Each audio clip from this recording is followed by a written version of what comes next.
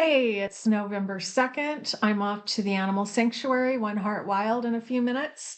But I just wanted to take a minute and say things are going well. Um, Unexpected things are happening every day, which is helping me figure out my health better. I'm really into this sleep situation. So I maybe went a little bit overboard as far as watching YouTube videos. I watched, can't think of his name. He was a neuroscientist, I believe, and he talks about dreaming and how we dream about a third of our lives and how important that is, and that our brain is like lit up while we're sleeping. It's not really resting, but it's doing great things for us. And that so people that don't have deep sleep or have very limited REM are really putting their brain through a lot, and they're making their brain sad. So there's so many more ways to say that than what I just said, but I'm just telling you, I'm really interested, and I'm really frustrated that no doctors ever seriously talk to me. I'm already annoyed that they didn't talk about nutrition enough and that they actually argued with me like, "Oh, you're what? You're gonna do keto? Well, good luck with that." And then I come back with great labs. They'd be like, "Oh, you've lost like 70 pounds. What happened? Oh, I thought you were almost a diabetic. What happened? Well, I worked on my nutrition and I figured it out. No thanks to you, doctor."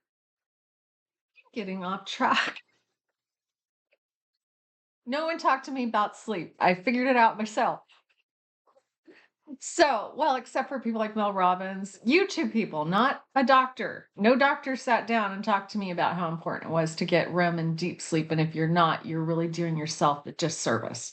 So, I'm off to the sanctuary. I wanted to tell you I'm doing good. I have looked over the last month in October of the things I did right, the things I had challenges on, the amazing teas that I've found that really are making a difference. And it's very clear the times when I skipped a tea that it was really doing me good.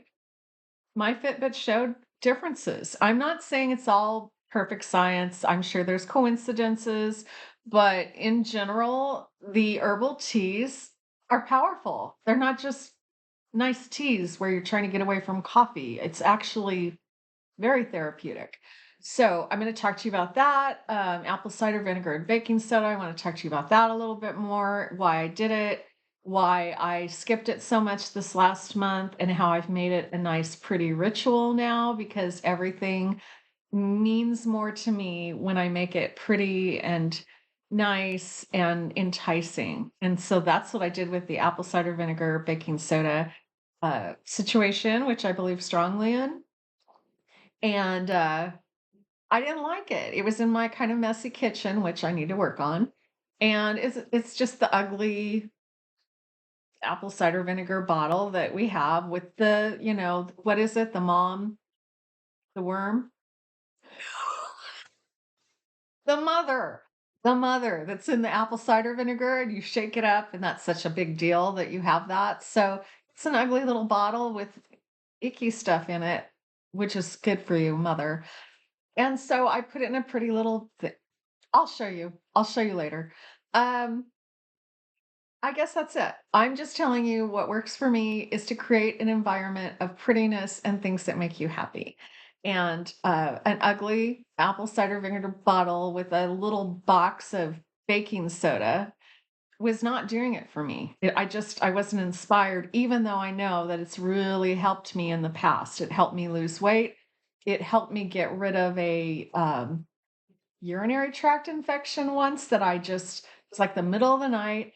I didn't want to go to ER, but I was miserable and I didn't know what happened. I didn't know why because I usually don't get those. And so I got online desperately because cranberry juice didn't work. So I found this community of women who had really good ideas, different things, myth things, old wives' tale things, whatever you want to call it. And what they said was the combination of apple cider vinegar and baking soda, not a lot, just a little. It does something in your microbiome, although they didn't call it that at the time, but in your gut. And it's really good for you. And literally, within like, I don't know, 4 hours. And I did have quite a bit at that point, which you don't normally do with apple cider vinegar because it's, vinegar. But I was cured. My doctor still doesn't believe me. She said it was some strange coincidence. It was not. So, and now my Chat GPT and my Gemini that I kind of go over health things and I have them analyze my teas. Is there anything to look out for? Is there anything I got that was more low grade that I shouldn't have gotten? I am totally researching everything I do. And so I researched the apple cider vinegar and baking soda, and now it's like, well, yeah, of course, it's great. This is why, blah, blah, blah. So again, you got to look out for yourself and you need to do your own research. It's never been easier to do. And you have to check your facts because even if five AIs tell me that I need to go through a stoplight, I'm not going through it, right? So I'm not going to do anything that AI says, but I'm certainly going to look for trends, patterns, and again, they go on the web, they do all the search. So I get all these quotes from all these different prevention magazine and certain doctors that get their work published. So it's our job to take care of ourselves, and we're going to do that, aren't we? I'm off to the sanctuary. I've yammered too much. And again, it's November 2nd. I'll be reporting back. And thanks for listening. And I hope I'm helping. Okay, bye.